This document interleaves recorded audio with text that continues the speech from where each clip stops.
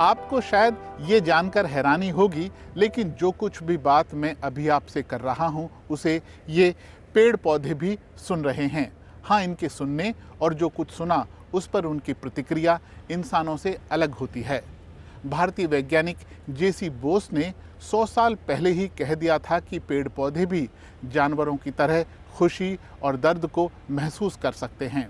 1973 में आई ये किताब the secret life of plants में दावा किया गया कि पेड़ पौधों को रॉक एंड रोल म्यूजिक की बजाय क्लासिकल म्यूजिक ज़्यादा पसंद है। उस वक्त बहुत सारे लोगों ने इस किताब को काल्पनिक विज्ञान कहकर खारिज कर दिया था, लेकिन बाद में हुए अध्ययनों से पता चला कि पेड़ पौधे वाकई सुनते हैं। और अब जिस तरह से हमारे वातावरण में शोर बढ़ता जा रहा है, वैज्ञानिक कहते हैं कि उसका पेड़ पौधों पर बहुत बुरा असर हो रहा है। पौधों को शोर कैसे प्रभावित करता है? दुनिया में शोर बढ़ता ही जा रहा है। इस शोर से सिर्फ इंसान या जानवर ही प्रभावित नहीं हो रहे हैं, बल्कि पौधों पर भी इसका असर हो रहा है। उनके कान नहीं होते, फिर भी वो ध्वनि तरंगों को ग्रहण करते हैं। पौधे कुछ खास वाहक पदार्थ निकालते हैं, फिर इसका इस्तेमाल वो पत्तियों के नेटवर्क के जरिए अपने दूसरे अंगों तक संदेश भेजने के लिए करते हैं। कीट पतंगे भी ऐसा ही करते हैं। मधुमक्खियां अपने पंखों को एक निश्चित फ्रीक्वेंसी पर फड़फड़ाती हैं ताकि कुछ खास पौधों में परागण हो सके। इवनिंग प्रिमरोज नाम का ये फूल भिन-भिनाने की आवाज पर प्रतिक्रिया देता है। जैसे ही उसे मधुमक्खी या मोथ का पता चलता है तो उसके रस में चीनी की मात्रा 20% बढ़ जाती है। अध्ययन बताते हैं कि थेल क्रेस नाम का पौधा कुछ ध्वनियों और आवाजों में अंतर कर सकता है।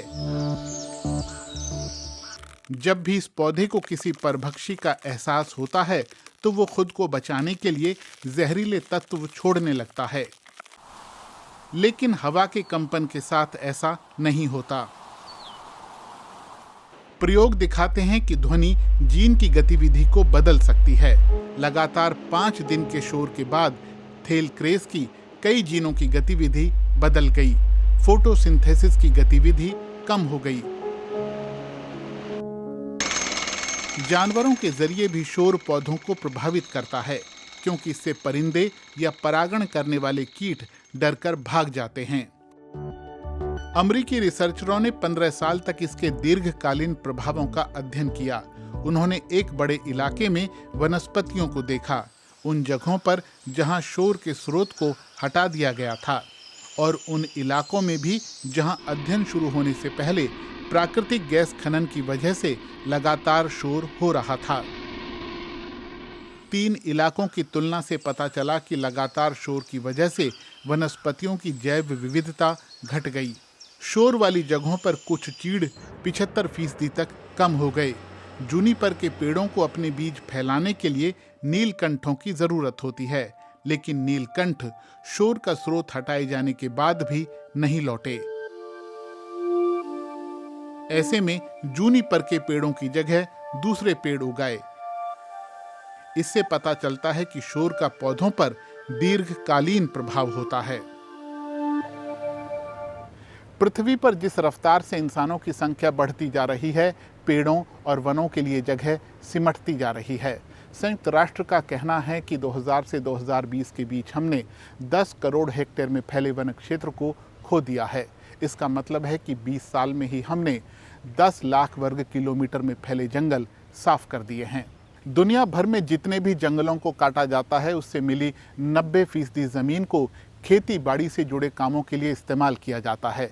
इसमें 50% ज़मीन पर फसलें उगाई जाती हैं, जबकि 40% जगह को मवेशियों की चरागाह के तौर पर इस्तेमाल किया जाता है।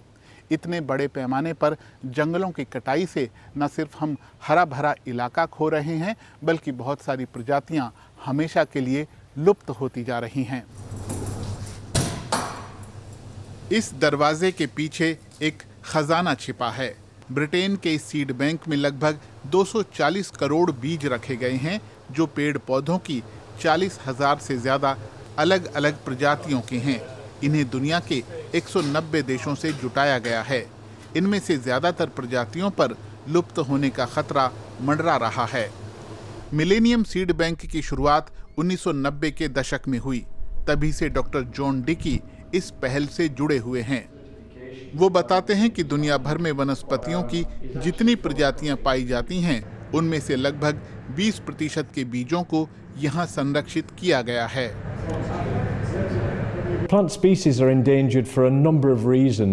पौधों की प्रजातियां कई कारणों से खतरा झेल रही हैं, जिनमें जलवायु परिवर्तन, नई नई बीमारियां और पौधों की विदेशी नस्लें शामिल हैं।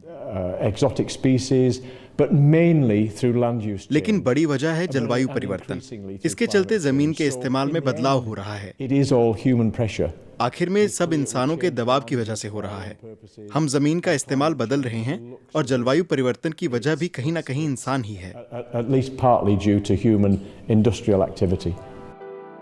मिलेनियम सीड बैंक लंदन से 56 किलोमीटर की दूरी पर स्थित वेकहर्स्ट में है।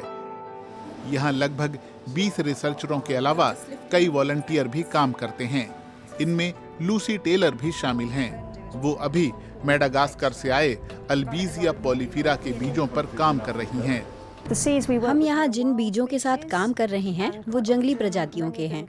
इनमें बहुत से खाली भी हो सकते हैं या फिर उनमें कीड़े या बीमारियां लगी हों। इसलिए ज़रूरी है कि जितना हो सके उन्हें साफ किया जाए। हम चाहते हैं कि हमारे पास सबसे अच्छे बीजों का संग्रह हो, लेकिन हमारे सीड बैंक में उन्हें रखने के लिए जगह तो सीमित ही है।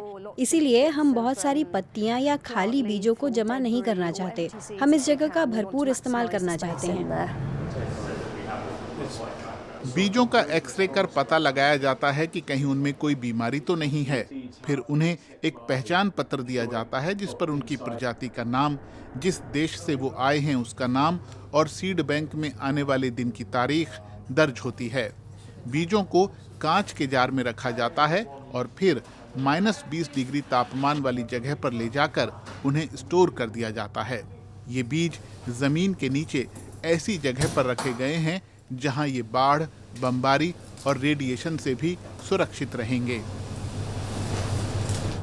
कई लोग हमारे काम को कयामत के दिन से जोड़कर देखते हैं, लेकिन हम ऐसा नहीं समझते हैं। हम एक सक्रिय रिसर्च केंद्र हैं।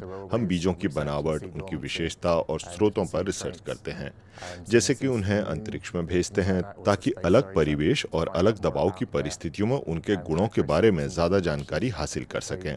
यहाँ बहुत सारी रिसर्च होती है, तो ये बस कयामत के दिन की तैयारी नहीं है।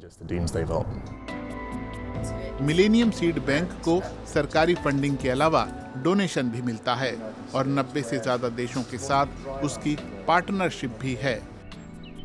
ये सीड बैंक बहुत अहम काम कर रहा है, क्योंकि बीज संरक्षित रहेंगे तो उम्मीद है कि उनकी प्रजातियां भी बची रहेंगी। पृथ्वी पर पिछला महाविनाश करीब 6.5 करोड़ साल पहले हुआ था, जब डायनासोरों के साथ साथ जीव जंतुओं और पेड़ पौधों की बहुत सारी प्रजातियां खत्म हो गई थीं। अब वैज्ञानिक चेतावनी दे रहे हैं कि हम फिर से ऐसे ही किसी महाविनाश के मुहाने पर आ खड़े हुए हैं। अगर ऐसा होता है तो ये पृथ्वी पर छठा महाविनाश होगा। लेकिन ये महाविनाश इस मायने में अलग होगा कि इसकी वजह प्राकृतिक कम और इंसानी ज़्यादा है। इंसानी गतिविधियों के चलते जलवायु परिवर्तन, बड़े पैमाने पर जीव जंतुओं के घटते बसेरे, प्रदूषण और बड़े पैमाने पर होने वाली औद्योगिक खेती कुछ ऐसे कारण हैं जो इस महाविनाश को दावत दे रहे हैं। इसीलिए जलवायु परिवर्तन को रोकना और प्राकृतिक तौर तरीकों की तरफ लौटना बेहद ज़रूरी हो जाता है। तो आज के वीडियो में बस इतना ही। वीडियो आपको कैसा लगा हमें ज़रूर बताइएगा। आपकी प्रतिक्रियाओं का हमें हमेशा इंतज़ार रहता है। अपना ख्याल रखिए। आपसे होगी जल्द मुलाकात। आपका बहुत बहुत धन्यवाद।